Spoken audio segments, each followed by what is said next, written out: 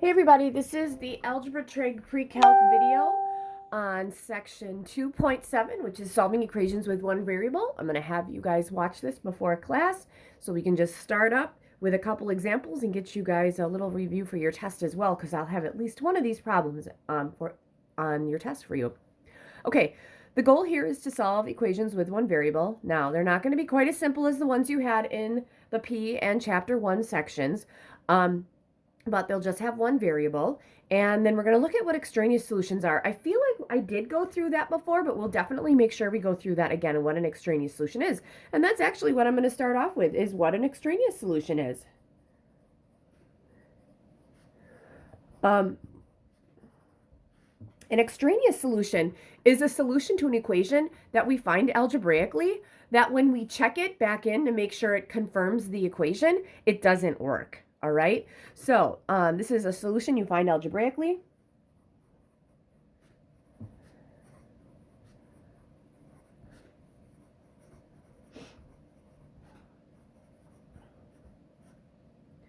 That does not work when substituted back in the equation.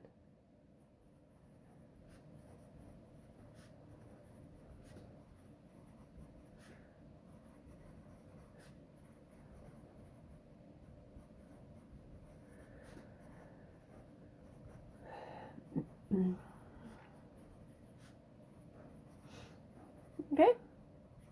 Now, extraneous solutions, you guys, you will not see graphically either. So a lot of times people just check them on the graph, and if they aren't on the graph, that's a pretty darn good indication that it's an extraneous solution. Okay, so it looks like I have a few examples for you guys today, and you'll kind of see where we're going with this.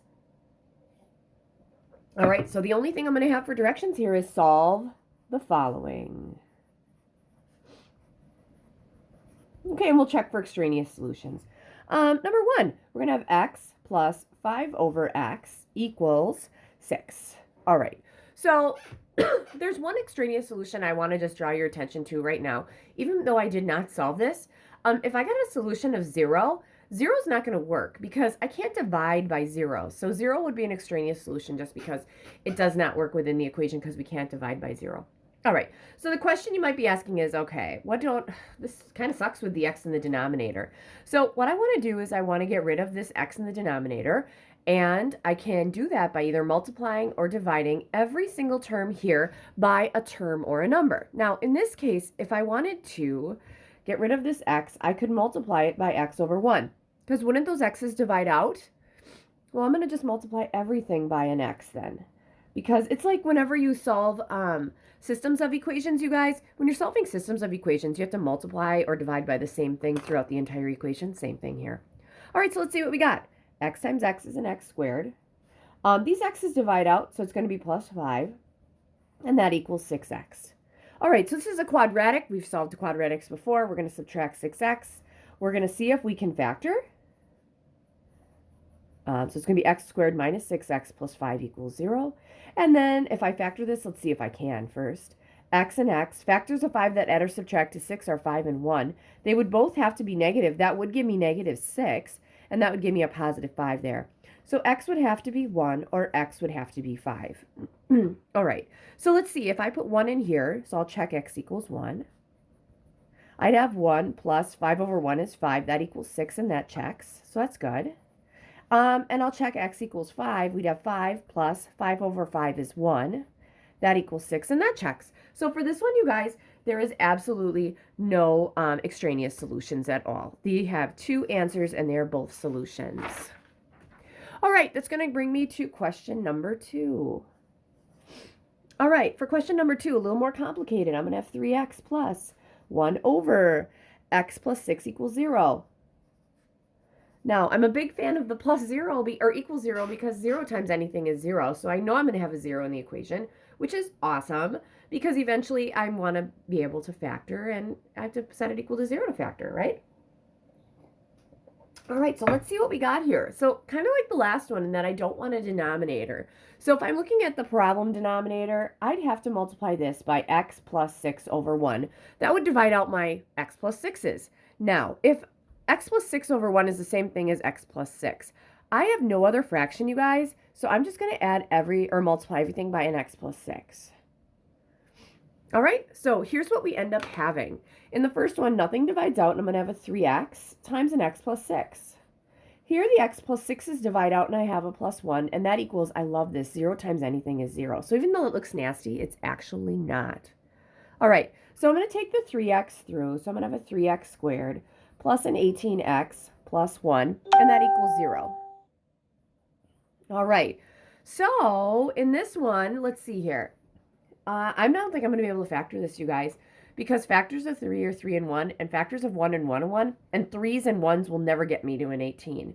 So just because I like to do a variety is a spice of life, right? I could either use the quadratic formula here, or I like this one because you could complete the square. And we don't complete the square all that often. So when I can, I do. That gives you guys some good examples. So that's the one that I'm going to do. I'm going to complete the square. If you would choose to do this problem with the quadratic formula, you will get the exact same answer. All right? There might be different forms. And believe me, I have all the forms in my keys. So here we go. First thing I want to do is remember to complete the square, the goal is to get something squared equals a number. All right. So in order for that to happen, I am going to subtract 1 from both sides because I'm going to complete my square with a 3x squared plus an 18x, and I'm going to put some more here eventually, and that equals a negative 1. All right, in order to complete my square, I want an x terms here. I don't want something with a 3, so we're going to take a 3 out. That's 6x? Yep, and that equals negative 1. Now, the goal here is to take the x squared plus 6x and make it something times something else, which is something squared. All right. So x squared is x and x. 6 has to be 3 and 3. And to get positive 6, I have to add them. 3 times 3 is 9. All right, so I like that this is x plus 3 squared. And then we'd have this 3 because that's what we brought down. Now, we actually added not 9, but 27. So I have to subtract 27. I'm sorry, add 27 over here. My bad. Because we're balancing our equation. So since we added 27 here, we have to add 27 on the other side because it's a balance. Now, I could have added 27 here and subtracted, but I'm going to eventually want the number by itself anyway. All right, that's equals 26. All right, here we go. I have to divide by 3. X plus 3 equals 26 over 3. That should be squared. Sorry. Take the square root of both sides. So x plus 3 is going to equal, I like this because it's plus or minus because we should get 2 answers. Okay, the square root of 26 over 3. And then I'm going to subtract 3. X equals negative 3 plus or minus, and I would be okay with the square root of 26 thirds. All right? So I'm actually okay with that. I know that some teachers might have you rationalize the denominator. I'm actually okay with you guys not rationalizing the denominator. So in this one, if I'm going to check for equivalent expressions, I'll be honest with you guys, this one's going to be a bear to check for equivalent expressions. Sorry, I'm just looking for my calculator, and here it is. All right, so what I want to do is I want to check for equivalent. I want to make sure that this works, okay? So on a blank screen, I'm just going to take negative 3, and I'm going to add the square root of 26 thirds. All right, and it looks like, ooh, that was wrong. Sorry, my bad, that 4, I don't know how the 4 got in there. So I'm going to delete that out. So negative 3 plus the square root of 26 thirds is going to give me a negative point. So one of them is going to be x equals about, and I use squigglies for about just because that's what it means. It means it's about negative 0.05607, and it keeps going. X could also be about, so I could do the same thing, but subtract, and I'm getting negative 5.94392, and it keeps going. All right, so here's what I'm going to do. I'm going to put the original equation in here, which was 3x, all right, plus 1 over x plus 6. Sorry, I've had this cold for like a week. So I feel good about that. Although, here's the thing. I want to make sure that it's plus this whole fraction. So I'm going to put a parentheses there and a parentheses there. That way I know it's 1 divided by that. I'm just super careful. Since it equals 0, we're going to find the x-intercepts, you guys. So I'm going to do a zoom 6 and pray that I see them. Here's 1, there's 2. Woohoo! Feel really great about that because remember, extraneous solutions I will see on a graph. So let's look at these 2. I'm feeling pretty good. Like this guy over here looks like it could be negative 5.94, and this one looks like it could be the negative 0.05. So second, trace, 0. Let's find the one on the left first. Left bound would be above the x-axis. It should be flying up there soon. Oh, no, it's still going down. Ooh, ooh, ooh. Let's see if it's going to pop back up. Oh, I know why. Okay, let's go, because there is going to be an asymptote. There's definitely an asymptote at negative 6. So let's see. I think I'm too far over because I'm at x equals negative 11, and I should be between like negative 5 and negative 6. And I'm still down there, and there we go. I saw it right there. Good. Right there. Enter. Below. That's below. Enter. Enter. Oh, negative 5.94392. Oh, yep. That's awesome. That one was kind of tricky to find, you guys, just because it was right by that asymptote, but it's not going to go past that asymptote. It's going to get really close. There's my asymptote right there, I bet. All right, the other one. Oh, and remember, e to the negative 11th, that's just 0. And then my other 0. Let's go to the other side because that's going to be way easier to find. Thank goodness. Oh, I see my flashy box right there. Press enter. Let's keep moving that bad boy up. Press enter, enter, negative. Oh, feeling good about that. That checks. So I have 2 solutions. There is no extraneous solution because I have confirmed that algebraically. All right. So just kind of going through my thing. I have 4 examples for you guys today. So we're halfway done. All right. And we're going to still keep looking, searching for some extraneous solutions. Don't worry. You should get one in one of these. I mean, why would I tell you anything about extraneous solutions if we didn't have one? Third one, 4x over x minus 3. Okay, I'm going to separate this one out a little bit, you guys. Plus, and it'll make sense in this a bit. 5 over x plus 2. That's going to equal, what, negative 24 over x squared minus x minus 6. All right, so that's what I have. Oh, I hate fractions, but here's the other thing I'm not really a big fan of right now, you guys. I love these binomials because I know I can easily multiply by binomials. This thing I don't have. So first thing I want to do is I want to factor this. See what happens. So I still have the 4x over x minus 3 plus the 5 over the x plus 2. That equals negative 24 over, all right, here we go. X squared is x and x. Factors of 6 and add or subtract 1. Wouldn't that be 3 and 2? To get negative 1, that's negative 3 plus 2. I'm feeling good about that. Ooh, I really like this. Why am I a big fan of this, you guys? Because all of my denominators kind of are the same. So I would say, oh, to get rid of the x minus 3, wouldn't I have to multiply by x minus 3 over 1? Yeah, but if I do that, I have to multiply this guy by x minus 3 over 1. And I have to multiply this guy by x minus 3 over 1. Well, I like that because that gets rid of this guy here. All right, now, next thing I'm seeing, I'm going to try to find another different colored pencil. Oh, here I have green, which is good. Hopefully you guys can see the green. Now, I can go here, there. This one's great. This one's not good. I need to get rid of that x plus 2. So wouldn't I have to multiply this guy by x plus 2 over 1? Yeah. Well, if I do that, I have to multiply this guy by x plus 2 over 1.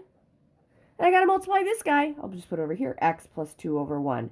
But I really like that because when I focused on getting rid of these denominators or making them 1, that actually got rid of the denominator over here. I am feeling pretty darn good about this. All right, guys, here we go.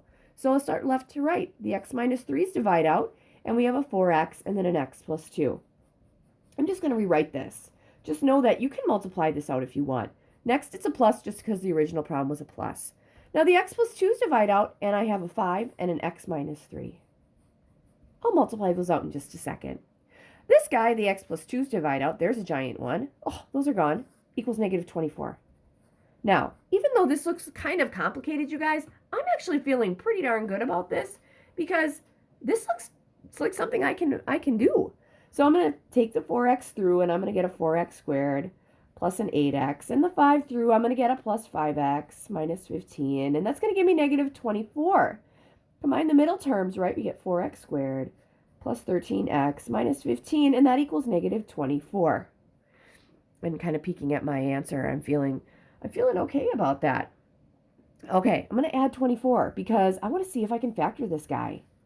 So it's 4x squared plus 13x. All right, I'll be honest, I'm doing this kind of early in the morning before even first hour starts. Negative 15 plus 24 gives me a grand total of 9. plus 9, and that equals 0. Okay, cross my fingers that I can factor this. If I can't, I'm not completing the square because 4 and 13 they don't have common factors. So I'm not even worrying about that. Okay, here we go. Let's see if this is going to work. For 4x squared, I would think I'm going to use a 2x and a 2x. 9, I'm going to use 3 and 3. Outside I have a 6, and the inside I have a 6. A 6 and a 6 doesn't give me 13. All right, so I have a choice. Do I want to change the 9 or do I want to change the 4? I'm going to start with the 4. Okay, so let's change this to a 4x times an x, and then 3 and 3. The outside and inside, you guys, has to give me 13. Okay, so let's see what happens. On the outside, I have a 12. On the inside, I have a 3. 12 and 3 doesn't give me 13. All right, so I did the 2 with a 2 and a 3 with a 3. I did a 4 and a 1 with a 3 and a 3.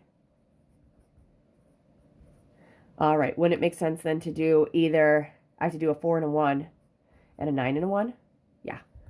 Because it wouldn't pay to like flip these around because I've used the same factor. So let's try 9 and 1. 9 and the, or 1 and the 9. On the outside, I have a 4. On the inside, I have a 9. 4 plus 9 gives me 13. Ding, ding, ding. We have a winner. That's awesome. All right. So x would equal this one, subtract 9, divide by 4, negative 9/4. When I'm checking this one, you guys, I probably am going to use some fractions.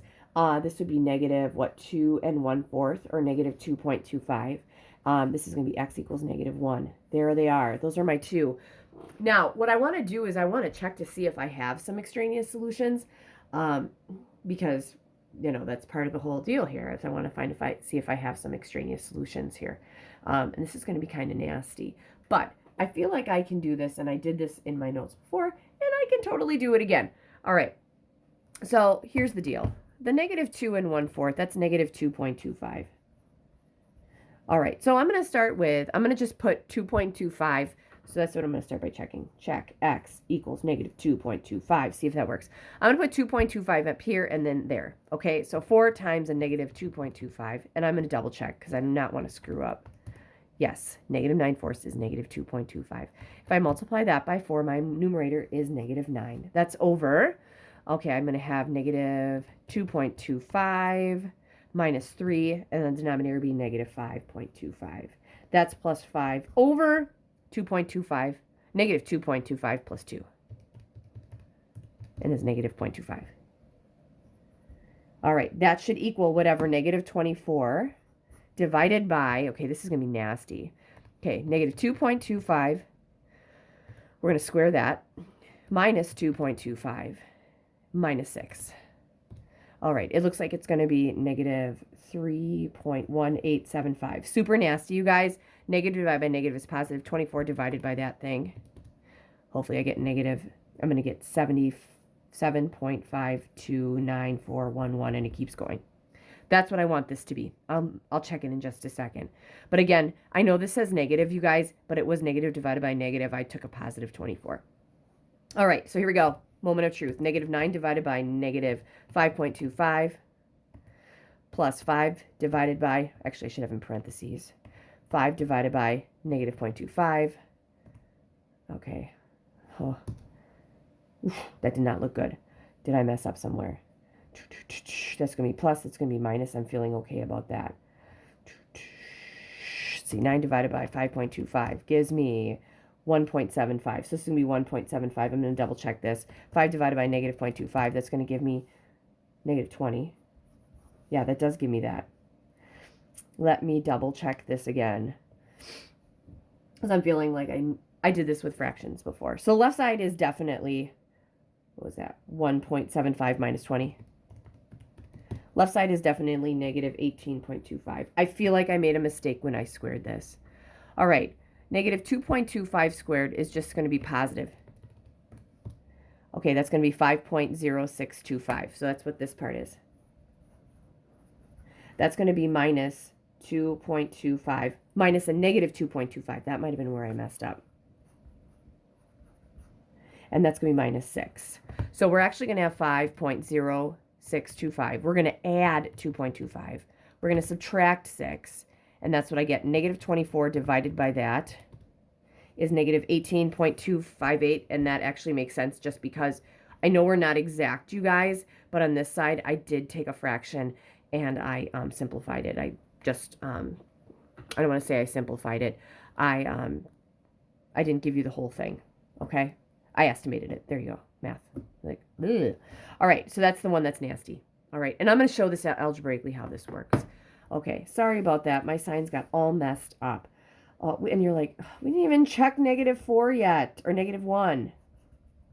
All right, 4 times a -1 is a -4 over -1 minus 3 is a -4. That's going to give me a 1 eventually, plus 5 over -1 plus 2 is 1. That needs to equal whatever, -24 over, all right, -1 squared is 1, minus a -1, that's plus 1, and then minus 6. -4 divided by -4 is 1. That's plus 5 over 1 is 5. That should equal, this equals 6. Hopefully this does too. -24 over, okay, 1 plus 1 is 2. 2 minus 6 is -4. 24 over -4 is positive 6, and that checks. All right. You might be like, gosh, that was a lot of stuff. It was. If I want to check these as well, this is what I really like about this stuff. I can take 4x divided by x minus 3. Okay, that all these parentheses just gives me this whole thing. Plus 5 divided by x plus 2. Okay, that is one thing.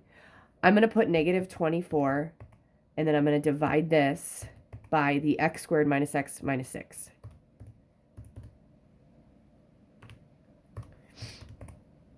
All right, now, where this is equal, that should be where they intersect. I'm going to do a zoom 6 and pray.